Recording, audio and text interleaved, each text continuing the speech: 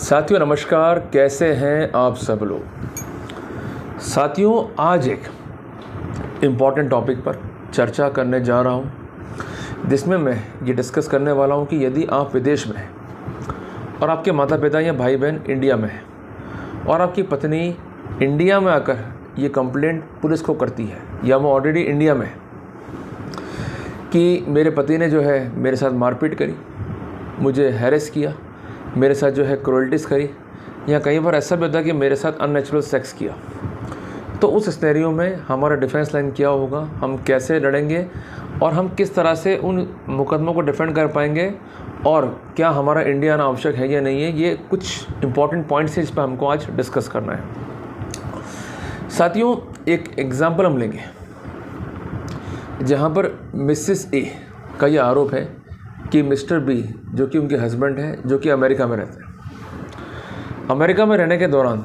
इन्होंने मेरे साथ मारपीट करी, दहेज की मांग करी और मुझे अल्टीमेटली इंडिया भेज दिया।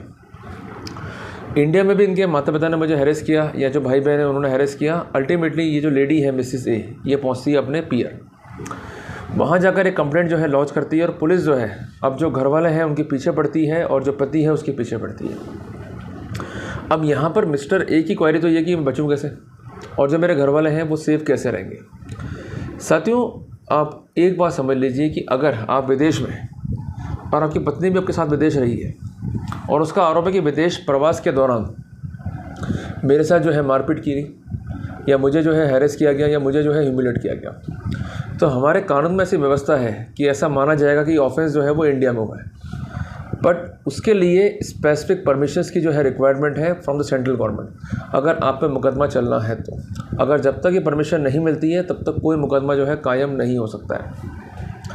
लड़की को ये शो करना पड़ेगा कि ऑफेंस इंडिया में हुआ, फिर सेकंड उसका जो पार्ट था वो विदेश में हुआ, फिर उसका रिमेनिंग पार्ट जो है वो इंडिया में हुआ, तब सेंक्शन रिक्वायर्ड नहीं है। बट एब्सोल्युटली उसका एलिगेशन ही यही है कि जब मैं विदेश में थी तो मेरे पति ने मारपीट करी, मुझे हैरेस किया, तो उस सिनेरियो में परमिशन चाहिए सेंट्रल गवर्नमेंट की to prosecute the concern culprit. Clear हो गया आपको। अब ये परमिशन अगर नहीं ली जाती है तो now it is become the legal point. तो उस सिनेरियो में अगर एफआईआर काटते हैं या कंप्लेंट में प्रसंज्ञान लेते हैं तो यू में गो फॉर द क्वेश्चन कि जो लॉ की कंप्लाइंस थी वो नहीं की गई है, यहाँ पर एक फ्लो हुआ है जिसका फ़ायदा जो है मुल्जिम को मिलना चाहिए। दूसरी बात है, कई बार ऐसा देखा है कि आप लोग जो है घबरा जाते हैं और घबराहट के मारे जो है अपनी पत्नियों के खातों में जो है पैसों को ट्रांसफ़र करते हैं। एक बात मैं स्पष्ट कर दूं कि अगर वो इंडिया से बैठकर आपको व्हाट्सएप कॉल कर रही है, आपको हैरेस कर रही है, आपको एक्सटॉर्ट कर रही है, ये धमका रही कि मैं केस लॉन्च करने जा रही हूँ और आप घबरा के जो है पैसे ट्रांसफ़र कर रहे हैं, तो सबसे पहली बात कि जो उसका एक्ट है वो एक क्राइम है और एक कवर है एक्सटॉर्शन में। इनिशियली जब तक धमकाया था, मनी ट्रांसफ़र नहीं हुआ, तब तक ये अटैम्प्ट था, पर जैसे ये मनी ट्रांसफ़र हो गया now it has become the complete offence, जिसको डिफाइन किया गया है सेक्शन 383 आईपीसी में और इसका पनिशमेंट है 384 आईपीसी के अंदर। ऑफेंस नॉन बेलेबल है और काफ़ी स्ट्रिक्ट पेनल प्रोविजंस जो है इस बारे में दिए गए। एक बात मैं स्पष्ट कर दूं कि अगर आप पैसा ट्रांसफ़र कर रहे हैं और वो मुद्रा जो है विदेशी है और इंडिया में जो है वो कन्वर्ट हो रही है, तो उस सिनेरियो में आप एक काम ये कर सकते हैं कि फैमा और इसके अलावा ईडी को ये मैटर जो है रिपोर्ट कर सकते हैं कि मेरी पत्नी और उसके घर वाले जो है मुझे धमका रहे हैं, मुझे हैरेस कर रहे हैं, मुझे एक्सटॉर्ट कर रहे हैं और एक्सटॉर्शन अपने आप में एक ऑफेंस है।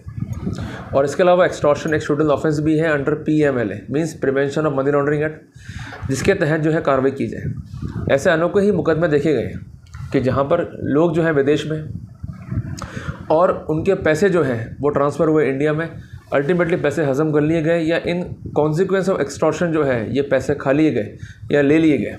उस सिनेरियो में अगर पक्का सबूत है और आप ऑथेंटिक एविडेंस दे रहे हैं ईडी को और फेमा को, तो उस सिनेरियो में डेफिनेटली कार्रवाई होगी ही होगी। आप ये कंप्लेंट को ईमेल के ज़रिए या एयर मेल के ज़रिए जो है सबमिट करवा सकते हैं। तीसरी इंपॉर्टेंट बात है कि यहाँ पर आपको संयमता से काम लेना पड़ेगा, एक एक बात को जो है नोट डाउन करते हुए चलना पड़ेगा और आप जो जो कॉरेस्पॉन्डेंस कर रहे हैं उसके फर्दर रिमाइंडर्स या फर्दर कम्युनिकेशंस जो भी हैं वो आपको वर्कआउट करते हुए चलने होंगे, जिसके लिए आप एक डायरी मेंटेन कर लें ताकि आपकी मेमोरी जो है वो बार बार इस पॉइंट पे जो है वो रिफ़्रेश हो जाए। चौथी बात होती है कि कई बार लड़के कहते हैं कि हमने घुमाया, अच्छा रखा, हमने कोई हैरेसमेंट नहीं करा, इसके बावजूद भी वाइफ ने जो है एफआईआर दर्ज करवा दी। यूजुअली क्या होता है कि इंडिया के अंदर वाइफ 498 है, 406 IPC या इसके अलावा 323 IPC या कई बार 3 to 4 IPC या कई बार 3 to 5 IPC और इसके साथ साथ 377 IPC का कॉम्बिनेशन लगा कर FIR को जो है लॉन्च कराती है। अब पुलिस का प्रोटोकॉल क्या होता है कि आपको बोला कि जांच करना, अब आप जो है भाग रहे हो, बच रहे हो, ऐसी गलती मत करा करो। आपको सबसे पहले उस FIR को जो है पढ़ना है। उसमें क्या पढ़ना है अपने को कि FIR जो है वो कब लॉन्च हुई है और लास्ट इंसिडेंट जो है वो कब बताया गया है, उसमें गैप कितना है। दूसरी बात, जो भी एलिगेशंस हैं वो एलिगेशंस कितने ऑथेंटिकेट हैं। तीसरी बात, उनका सबूत क्या है।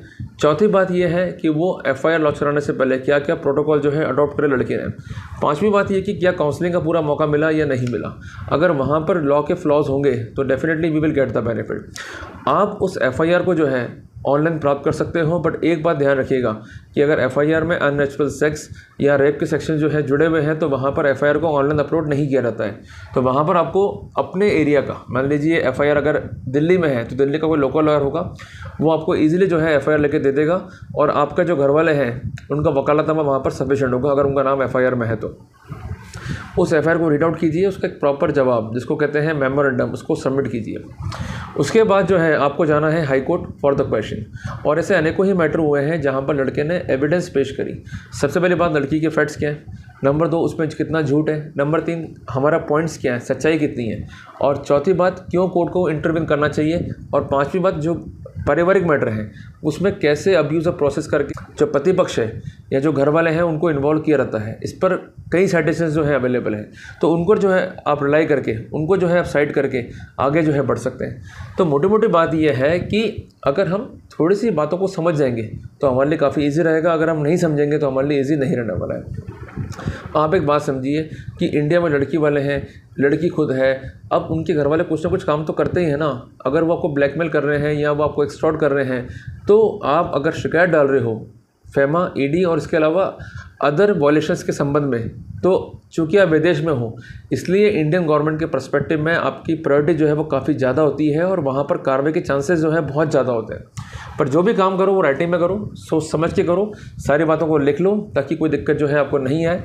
और इसके अलावा आप विदेश में डिवोर्स भी फाइल कर सकते हो और विदेशी कोर्ट से डिवोर्स भी ले सकते हो। हालांकि इसमें कई व्यू हैं कि जो डिक्री ऑफ फॉरेन कोर्ट है वो बाइंडिंग नहीं होगी, पर उसके बावजूद भी ये व्यू है कि अगर वाइफ अपीयर हो जाती है या सम्मन्स उसको डिलीट सर्व है वो नहीं आती है और उसके बाद जो है डिवोर्स हो गया है, तो वहाँ पर उस डिक्री का इम्पैक्ट इंडिया पे होगा और ये बाइंडिंग होगी उस लड़की पक्ष पे भी। तो कुल मिला के जानकारी बहुत महत्वपूर्ण है। अगर जानकारी आपको होगी तो आप ब्लैकमेल नहीं हो पाओगे और आप एक्सटॉर्शन का जो है शिकार नहीं हो पाओगे और आपका शोषण भी जो है वो नहीं होगा। तो कुल मिला के इन चीज़ों को ध्यान में रखें। तो हम सम अप करने जा रहे हैं। सबसे पहली बात, अगर आप विदेश में हैं, पुलिस फ़ोन करती है, नो नीड टू वरी, उनको आप बोलिए कि मैं विदेश में हूँ, मुझे जो है अवकाश नहीं मिलेगा। आपकी जो भी क्वेश्चनरीज हैं आप मुझसे पूछ सकते हैं। इवन मुझसे आप वीडियो कॉल्स करके भी सारा इंटरोगेशन जो है वो कर सकते हैं। मैं कहीं नहीं भाग रहा हूँ, मैं कोऑपरेट करना चाहता हूँ, पर चूँकि मजबूरियाँ हैं जिस कारण मैं इंडिया नहीं आ सकता हूँ। नंबर 1। नंबर 2, अगर आप कॉरेस्पॉन्डेंस नहीं करेंगे तो ऐसा अजम्पशन है कि आप एब्सकॉन्ड हो गए, तो वहाँ पर वो LOC ले सकते हैं। तो उस स्टेरियो में आपके लिए जो है वो दिक्कत आएगी। और कई बार ऐसा भी होता है कि ये रेड कॉर्नर नोटिस के प्रोटोकॉल के तहत जो है आपके विरुद्ध गंभीर कानूनी कार्रवाई जो है वो इनिशिएट करवाते हैं, जिसका परिणाम ये होता है कि आपको इंडिया में जो है वो डिपोर्ट होना होता है। तीसरी इंपॉर्टेंट बात, हालांकि ये काम इतना ईजी नहीं है क्योंकि कई देशों से हमारी संधि नहीं है, पर इसके बावजूद भी हम गलतियाँ करें क्यों। अगर हम बाहर भी हैं तो आप अपना कॉरेस्पॉन्डेंस ईमेल के जरिए, व्हाट्सएप के जरिए, एयरमेल के जरिए जो है सबमिट करते रहें, लगातार कॉरेस्पॉन्डेंस में रहें। और इसके अलावा लोकल वकील को भी जो है भेजते रहें ताकि आपका कम्युनिकेशन जो है वो नहीं टूटे। चौथी बात, जहाँ तक बात पेरेंट्स की है या भाई बहनों की है तो वो भी अपना ज्ञापन सौंप दें और हाई कोर्ट जो है मूव हो जाए क्वेश्चन के लिए। और जो भी ग्राउंड्स आप रेस कर रहे हो वही ग्राउंड्स जो है उनको रेस करने हैं। पांचवी इंपॉर्टेंट बात, अगर ये पैसा मांग रहे हैं, आपको एक्सटॉर्ट कर रहे हैं और आप पैसा को ट्रांसफ़र कर रहे हो फॉरेन करेंसी के अंदर, तो वहाँ पर आप FEMA, ED में जो है कार्रवाई कर सकते हो। इनको जवाब देना भारी पड़ जाएगा क्योंकि अगर उस ट्रांजेक्शन के नेचर को स्पेसिफिक नहीं किया गया और ये उसके क्लेमेंट हैं एज़ पर द प्रोटोकॉल, तो वहाँ पर जवाब इनको जो है वो देना होगा। सबसे इंपॉर्टेंट बात, अगर पुलिस धमकाती है तो पुलिस साफ साफ कहिए कि आरोप जो है झूठे हैं, अपना ज्ञापन सौंप दीजिए, पर आपको क्वेश्चन में जाना ही जाना है। उस क्वेश्चन में आपको अपना एप्रीहेंशन शो करना ही करना है कि in a present false case they want to implicate us, और हमें जो है हैरेस करना चाहते हैं और पुलिस में पावर्स का मिसयूज़ करके हमको हैरेस कर दिए। तो जब आपका केस सिस्टमेटिक आप रख पाओगे, मीन्स फैक्ट्स क्या थे और इसमें झूठ क्या है, आपका स्टैंड क्या है, आपकी एविडेंसेस क्या है, तो वहाँ पर डेफिनेटली माइंड अप्लाई करती है हाई कोर्ट। प्रॉब्लम क्या होती है कि हम जल्दबाजी में बहस करते हैं, ना आँव देखते हैं ना ताव देखते हैं, बस बहस करते रहते हैं, मतलब होता नहीं। जितना बहस करोगे उतना ही दुख पाओगे, क्योंकि कहावत भी तो है ना कि बहस का के बीन बजाना। तो हम क्यों जो है बीन बजाएं बहसों के आगे। इससे बेटर ये है कि हम अपना वर्कआउट करें, कि इसको सिस्टमेटिक करें और सिस्टमेटिकली जो है प्रेजेंट करें, उससे हमको जो है फ़ायदा मिलने वाला है। तो कुल मिला के ये मोटी मोटी टिप्स हैं, इसको ध्यान में रखिएगा और कहीं घबराने की ज़रूरत नहीं है, कहीं हमें डिप्रेशन में नहीं आना है। हमें सिर्फ ठंडे दिमाग से काम करना है और अपना वर्कआउट जो है वो संयमता से करना है। तो साथियों, अगर आपको टॉपिक अच्छा लगा तो इस वीडियो को लाइक और शेयर जरूर कीजिएगा अपने उन मित्रों के साथ जो विदेश में हैं और इस तरह के गतिविधियों से परेशान हैं और हैरेसमेंट फील कर रहे हैं और डिप्रेशन में हैं। साथियों, आपका एक शेयर कम से कम एक व्यक्ति की लाइफ जो है बचा सकता है। अगर वास्तव में मुसीबत में है, उसको वास्तव में कोई पॉइंट नहीं मिल रहा है कि मुझे करना क्या है, किस तरह से मैं अपना रेमेडी जो है वो सिक्योर कर पाऊंगा। तो साथियों, जल्दी मिलते हैं एक नए टॉपिक के साथ में। टिल देन, जय हिंद, जय भारत।